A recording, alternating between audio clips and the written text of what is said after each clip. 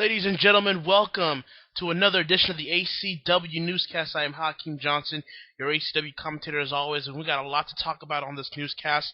And I'm going to try my best to keep it under 20 minutes. I've had the notion lately with these past few recent episodes of newscast to go at least 30, 40, or even 50 minutes.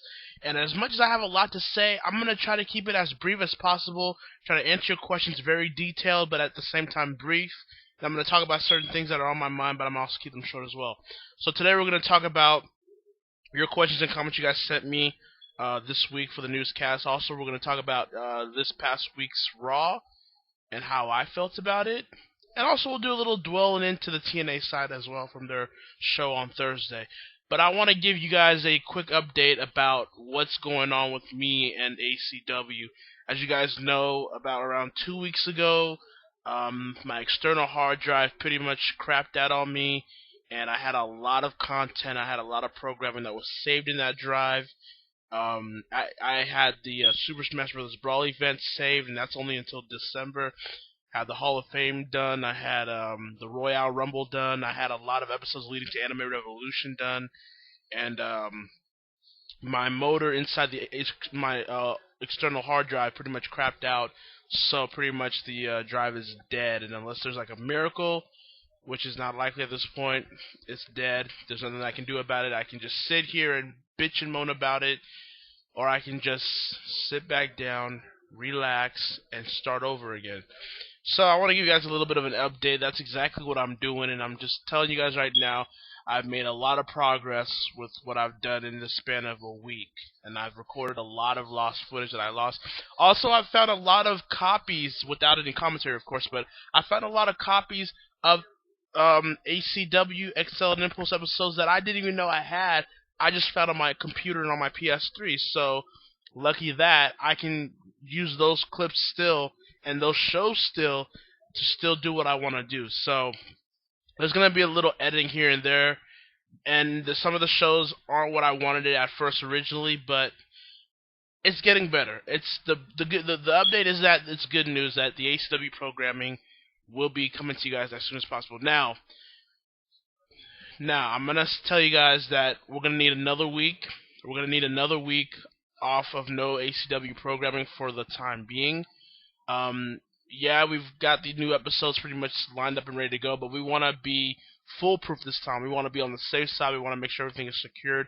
We want to make sure everything goes right and potentially positive with those shows. So even though I don't really need to take another week off, I have to take a week off to make sure all the final logistics and the glitches and other things containing the ACW programming goes pretty perfect. So again, there'll be no Excel or Impulse episodes next week.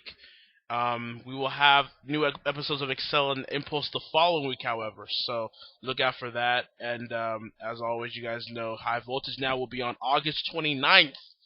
August 29th. I think it used to be August 14th, but now it's August 29th due to this 2-week pushback. But again, like I said, I wasn't going to sit here and go on another damn hiatus, especially now coming back from one 2 years ago. I'm not going to go on another damn hiatus and try to, not do anything anymore. I'm going to actually stick with this. I want to finish this season of ACW this year, so that way I can get a head start for next year, which I will be doing another season of ACW. So that's just life, but we have to deal with certain things in life that are tough and hard, but we have to overcome them and work hard on them to make ourselves better in the long run. So that's the update with ACW as of right now, and we'll see you guys there with new episodes of Excel and Impulse starting the following week. Not next week, but the following week after that. So that's the update. So there you go. Let's also talk about this past Monday's Raw. I thought the show was pretty cool for the most part. You can tell they're starting to get the wheels turned for SummerSlam. Pretty much Brock Lesnar and John Cena has been confirmed. By the way, there was no John Cena on Raw last night. I mean, on Raw on Monday. That was refreshing, but just weird. But it's official. Brock Lesnar versus John Cena for the WWE World Heavyweight title. That is official. I assume Brock Lesnar is going to win that title. You have to follow up on Brock Lesnar ending the streak at WrestleMania 30 against The Undertaker. You have to follow up on it. And him beating John Cena to become the WWE World Heavyweight Champion is something that you have to do. Now, I don't know how long he'll hold it. he might just hold it enough till next month at Night of Champions just for Cena to win it back, which would make no sense. Then why would you even bring Brock Lesnar back in the first place for John Cena to face? And therefore John Cena will become a 16-time world champion, having him tie with Ric Flair, and John Cena will eventually surpass him. So a lot of negatives go into this match if you want to be honest. But other than that, I'm not really excited about this because let's face it, it's John Cena. We don't know if Brock Lesnar is going to be actually winning the title there. It is John Cena. You never know what to get from a John Cena match at this point in 2014. But Paul Heyman, his promo on Monday really got me intrigued. I'm looking forward to it now a little bit, just a little bit. But hopefully Brock Lesnar wins that title to take the lesser of two evils. Also, what happened on Raw was a new group is starting to form, apparently. Apparently, Dr. Xavier Woods, is trying to form an alliance with Kofi Kingston and Big E Langston. Now, the reports are saying that these three, along with the returning Mark Henry, are going to form and create a form of the new Nation of Domination. Now, I want to say this though. I am excited for this group and potential because it's a group that I think is needed in the WWE right now. I actually think the WWE needs a really nice, stable, heavy kind of company right now. It's something they don't really do. They're not like TNA where they have a stable every damn 3 months and it gets nobody over. But what I will say about this faction is you have to do it different from the Nation of Domination. You can't have it be a black militant group from the 90s. It fit the 90s era because you had the Nation of Islam growing in prominence. You had the likes of Al Sharpton and Jesse Jackson out there for your black civil rights. The attitude with the Rodney King beating, the attitude with the O.J. Simpson trial, and everything that led up to it. That the Nation of Domination fit that era. In 2014, a black militant group really won't fit because you really have now a biracial president in Barack Obama. You've got black athletes becoming the standards of sports today. You've got more black CEOs and more black leaders than ever imagined. You've got more black people being prominent in certain roles that they were not designed. So you have to do it different with this group. I would say that you would have this group really define themselves as intelligent black men that are being mistreated and underutilized for these stupid stereotypes and these stupid gimmicks that they've been given throughout their entire career. Don't let people like R-Truth, and maybe even don't let people like Titus O'Neil join this group, because those are the type of, they portray the characters that this group should be against. The Nation group, Kofi, Big E, Xavier Woods, they want to be seen as intelligent because they are intelligent. They come from college graduated schools. And for them to go against the mistreatment of them because of their race, and for some of these people that are black that accept that notion, they have to be different from the Nation of Domination. So if it is going to be the Nation of Domination, that's fine, but it has to be different from the 90s Nation, if you get what I'm saying. But I am looking forward to it and the potential it has. Other than that, Dean Ambrose, Seth Rollins, their feud continuing. I like that. That'll lead to SummerSlam. It looks like Roman Reigns and Randy Orton will have a match at SummerSlam as well. Rusev and Swagger doesn't look to be continuing, I don't think. And people that are getting all offensive about what Lana said at WWE Battleground need to shut the hell up. Because how much do you want to bet? For those people that want to ask for the Attitude Era back, Lana's promo was every single week on WWE Raw. Or on WCW Nitro, especially in ECW. Breaking the fourth wall, bringing real-life situations in a pro wrestling setting. And now the same people that are claiming for the Attitude Era to come back, which it never will and they need to get over it, but the same people claiming those things are the same ones getting offended by something Lana said because she's bringing a real-life situation into their character and into their feud. Shut the hell up. That's what's wrong with pro wrestling. We can't even be reasonable and we can't even be logical about these storylines anymore. The lack of storylines, I grant you, but storylines period, because we're in this PC pussified society that allows us to have to keep our mouths shut and walk on eggshells. Enough. And I hope the WWE sticks with that gimmick that Lana and Rusev have right now and the feud with Swagger. It's a good nationalistic feud for both characters. And I hope they stick to it and don't cave into the lame mainstream media and what they do, which I will get to with the media in a minute. So, Raw was a pretty good show for the most part. I might have missed a few things here and there, but for the most part, Raw was good. Hell, even Paige turned heel. Paige turned heel, so hopefully that goes somewhere too. Hopefully they do something better with the character than they were doing already. So I'm looking forward to that. I'm truly looking forward to that. As for TNA Impact, this past week, it was a good show. I wouldn't say it was one of their better shows from these past few weeks that they've been having. They've been having a lot of great shows, but this show, it was good, but not anything great. I mean, it was more talking than it was. There was more talking emphasized, but I understand why they did it to hype up Destination X next week, which I am looking forward to. Ezekiel Jackson and Snitsky, really?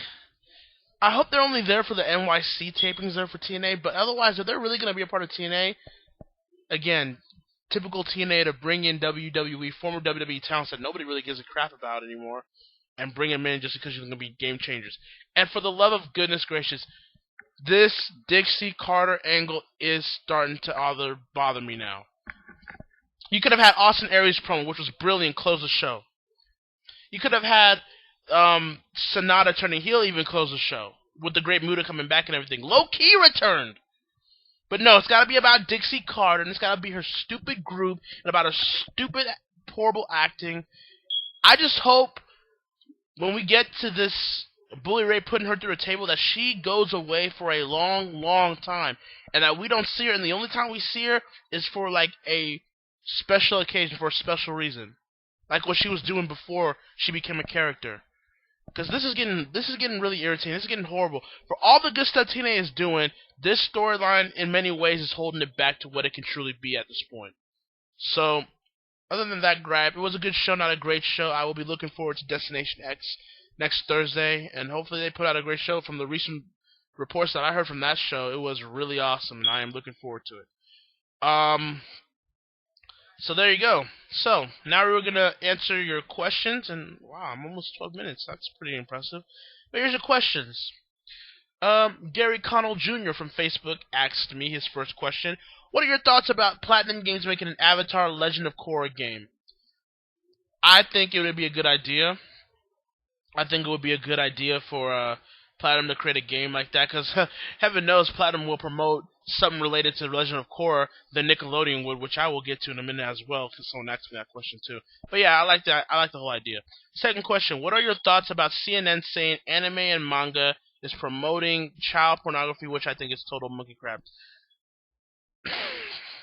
There are some. I'm gonna be honest. There are some truths to what anime and manga tries to portray certain children, whether that's lollies or fucking etchy stuff. There's certain things that some anime distributors and artists do towards children that make you have to question their motives. There's no doubt about that.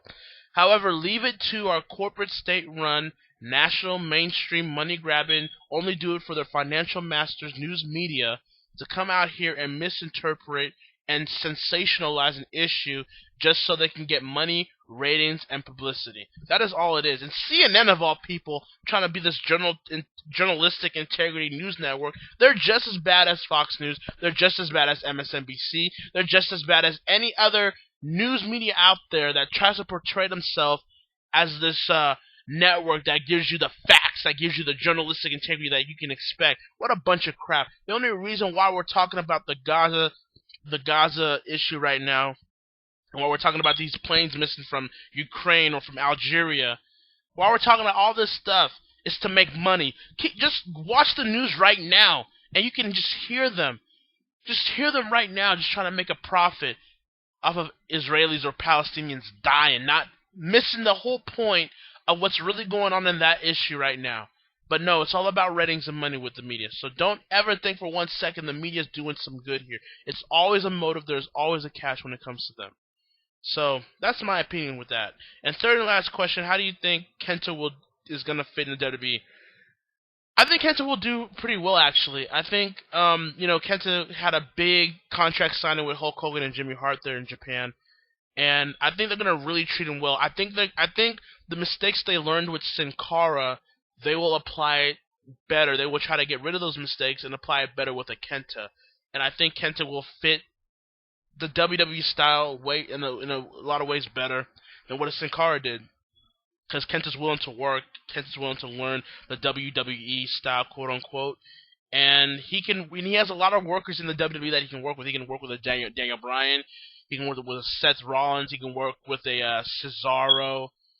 He can work with a Dolph Ziggler. He can work with a Sheamus. He's got a lot of workers he can work with that can make him adapt to the WWE style, but at the same time, him able to use his own moveset and his own move style to complement their different move styles. So Kenta, I am excited for. It's gonna be funny that Kenta is gonna pretty much be the Japanese CM Punk. I'm just kidding. I know CM Punk was the one that ripped off Kenta. I understand that. I know. But it's gonna be funny how Kenta can't use a go to sleep anymore because he's the one that originated it. So that's pretty funny. Joey Sharuba. I always lie when you mess up his name, but what up, Hakeem? Call question: if Goku were to be inducted into a Call Hall of Fame, would you have inducted him in? Of course I would. I mean, Goku is a legend, period, in the anime industry. He is the one. He in ways can be compared to Hulk Hogan as someone that brought anime into the mainstream towards America. Him, along with Pokemon and all that stuff, brought anime into the forefront for the mainstream people to watch in America. So you have to give Goku a lot of credit there. But also, I've seen Goku in a lot of colleagues too, and some have been utilized him, like OCBF and stuff, and obviously ACW. And there's others that don't. If Goku were to be inducted to a Call Hall of Fame, I think so. Just for the name and recognition alone, just for the name value and the recognition that the character brings alone, he would be inducted into the Call Hall of Fame. Who knows? Maybe the 2015 Hall of Fame for ACW. You may be lucky. Don't quote me on that. Jason Calderwalder asked me, what are your thoughts on Viz Media getting the rights to Sailor Moon, and also on what Nick did to Legend of Korra? Let's answer the second question first of all. How, and I try not to really cuss that much here on the newscast, but how fucking stupid is for a network to take one of their few shows that have a legit cult following and to completely remove it from your schedule to put it for online to watch? How stupid is that? Now, granted, if The Legend of Korra was some SpongeBob sequel, Nickelodeon would be promoting it everywhere. I would never get tired of hearing it. I would get tired. It would get to the point where I would get so tired of hearing it that I don't even want to watch it. But that's what Nickelodeon would do. But what is Nickelodeon at this point? It's pretty much the SpongeBob channel with a bunch of crappy live shows, and a bunch of crappy cartoons that no one gives a crap about. So they have the one big gem in The Legend of Korra, and because you say it's low ratings, you take it away from the schedule and you completely put it online. Well, gee, I wonder why it had a low rating to begin with. Maybe because you don't promote it. You were somewhat doing that with Avatar: The Last Airbender. It got a movie out of it. A horrible one, but still. But you couldn't do that with The Legend of Korra. Ridiculous. No excuse whatsoever. And that's why Nickelodeon is in the crapper it has always been for these past couple of years. That's why Cartoon Network right now is the dominant in terms of American animation cartoons. They are the dominant network compared to Disney and Nickelodeon or Hub or whatever network you want to put out there. They are the leaders. They rule that field right now, in my opinion. And Nick doesn't help any favors doing that. What are you going to do now? So you're telling me Korra's going to be played all throughout, the rest of their season is going to be played throughout online, and then you don't renew it, and then it's got to be canceled? Ugh. I wish somebody would just pick it up. Maybe it should be seeing a Cartoon Network that picks it up for the Toonami lineup. I don't know. But it would be a damn shame for The Legend of Korra to be treated like this and just wither away because of a stupid decision from Nickelodeon. Ridiculous. And as for Viz Media acquiring the rights to Sailor Moon, it's better than Saban. It's better than Saban. And right now, I've seen the clips of their own dubs, English dubs, for the DVD pack coming up for the original Sailor Moon anime. It's impressive. They're actually respecting it than Saban did, trying to give stupid English names and just stupid explanations for what this is and why this is that. So I support Viz Media acquiring the rights to Sailor Moon. Kyle Franks answers question: would you ever put a second commentator on ACW? I'm not. Never say never with me. Never say never with me, especially if the timing is right and the event is right for that reason. But I'm just more of a solo kind of person. Some colleagues do one commentator, some do two, some even do three. I'm just kind of more of a solo guy. I tend to like to commentate my own shows. Now, in terms of guest commentating, I don't mind doing that. Like if somebody wanted to guest commentate for an ACW show or mega event, I would give them the opportunity. I would just send them the video file. They commentate on it. I'd give them some pointers and tips and on some certain things like here and there. But I let them commentate it. Then they can send it back to me, and I'd upload it. That's fine with me. I've actually had plans to do something like that. So when the timing is right, I am going to do something like that. But in terms of a two-man commentary, not in the foreseeable future right now. You may never know, things can change, but not in the foreseeable future. I'm kind of a solo commentator. Joshua Howell asked me, do you think that the internet killed wrestling or that the IWC killed wrestling?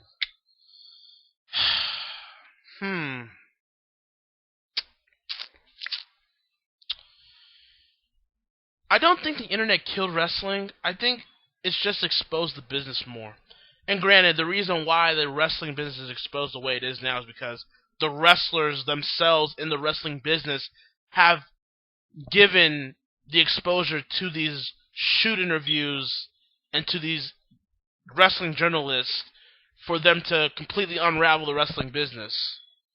I remember reading a report that Ric Flair gets upset about people using words like heel, face, work rate, heat. And I'm like, well, didn't you do how many shoot interviews exposing the business, telling that you had the best work rate, that you were the best heel, that this guy wasn't a good face, that you had the best heat? So who are you fooling, Ric Flair? Listen here, Rick. It's the people like you in the wrestling business that have exposed it and helped the internet implement their reasoning as to why the wrestling business is the way it is. So don't put it on people, don't put it on the fans, don't put it on the wrestling fans that try to say those words or they've deciphered your lingo. You're the ones that put it out there for everyone to learn. Reteach them. If you feel that upset or mad, reteach them about the business. Bet you won't do it because, let's be honest, you only did those shoot interviews just like a lot of wrestlers did for money. So why are you really bitching about it, really? So I don't think the internet killed wrestling. And as for the IWC, I don't think they killed wrestling either. There are some sections of the IWC that say some of the dumbest things that can be ever possible in professional wrestling. There are just a lot of people that just say the same old crap, or they just say things that have no reasoning, they have no purpose, they have no facts, they have no support, but they say it anyways just because they think they have the loudest voice in the room. That's the only reason why they talk the way they talk. So, and I love when wrestlers and people in the wrestling business try to argue with those sections of the IWC. That tells me that they feel insincere and they feel inconfident. They don't feel confident in what they do in wrestling. That makes me laugh. So, the internet and the IWC didn't kill wrestling. I don't think it killed wrestling. And honestly, I don't think wrestling isn't killed. It's still there. It's declining. It is showing itself to be a quote-unquote dying business, but it's not dead yet. But it can be if people don't fix it soon and people just let it be the way it is, and the fans themselves keep accepting the standard of mediocrity. Yeah, wrestling could be killed, and maybe sooner than people realize. It's time to stop accepting mediocrity from your companies, from your wrestling business, like from the WWE or TNA or ROH or whatever company. Start doing better. Stop putting over the UFC and MMA. Put over professional wrestling. Let's start there first of all. Let's do that first. How about that? Hightar XJ actually sent me recommendations about certain animes. He said, a suggestion, check out Air Master, great anime. I think you could use some things down there. And he also suggested me Sawada, Tsunoyoshi for XL's Cruiserweight Division, make it happen, Ron Smith. Air Master, I can check it out. Anime suggestions are always welcome. I may not get to all of them, but I always like to just try to watch new anime. Like Tokyo Ghoul is a new anime this season, and I'm really loving it. And I know people have problems with the censorship.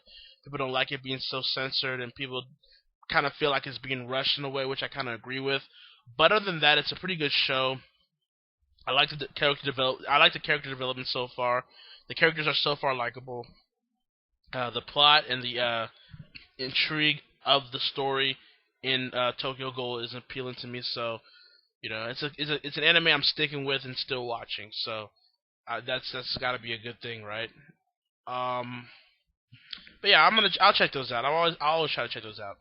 And Hugo Goncalves will ask me these final questions here. Number 1, have you played a video game called Vex, which was released by Acclaim in 2003 for the GameCube, PS2, and Xbox? If yes, will you add them to ACW? I have not played that game. I don't even know what that game is. I can check out the details and see what I can find interested about it, but I've never played it.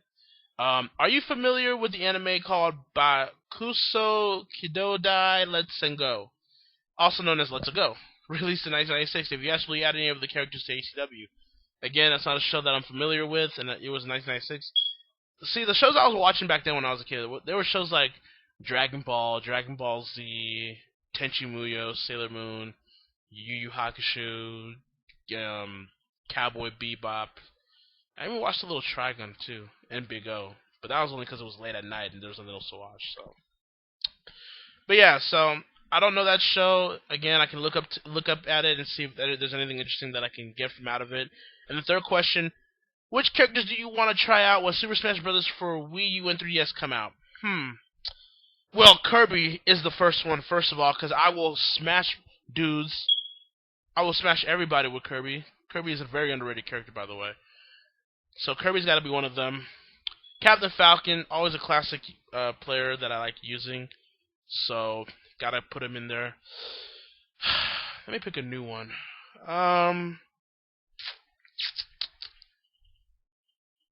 Yeah, Mega Man. I'm interested in playing Mega Man too, just for the Final Smash alone. But he's got a lot of attacks from previous Mega Man games that are implemented in the Smash game this year, and I would like to be interested to see how I can really use them. And fourth, pick one more.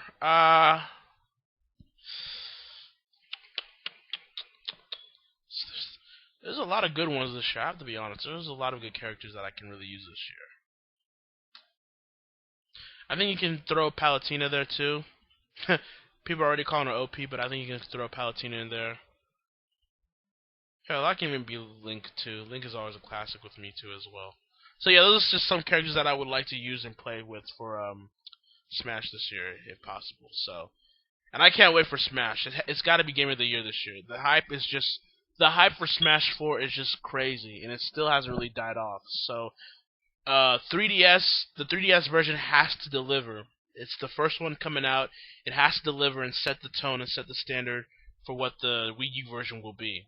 I feel like if the 3DS one disappoints, then the hype will die down very greatly, and the Wii U version won't sell as much as it should, and therefore the Wii U doesn't sell as much as it needs to, because it desperately needs to. So, we'll see what happens come October, and obviously, as you guys know, I will be doing a special ACW exhibition match between Donkey Kong and Solid Snake on October, the week of Super Smash for the 3DS coming out. I was gonna do it in the summer because I thought the 3DS version would have been out by now this summer, but they pushed it back to October, so I'm pushing back that exhibition match to match up with the release date in October for the 3DS.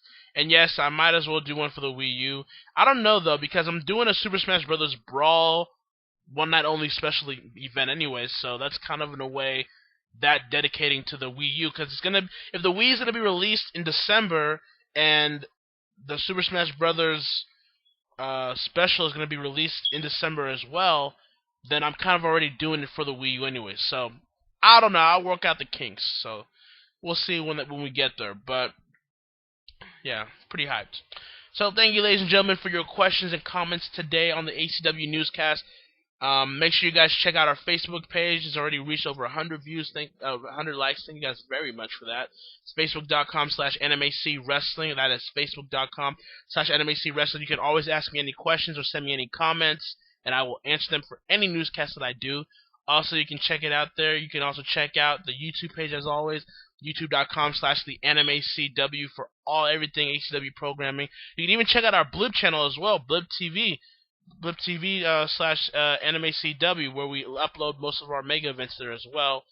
You can also check out our ACW Wikia. We have a Wikia. People don't know this, but we do have a Wikia. Check that out.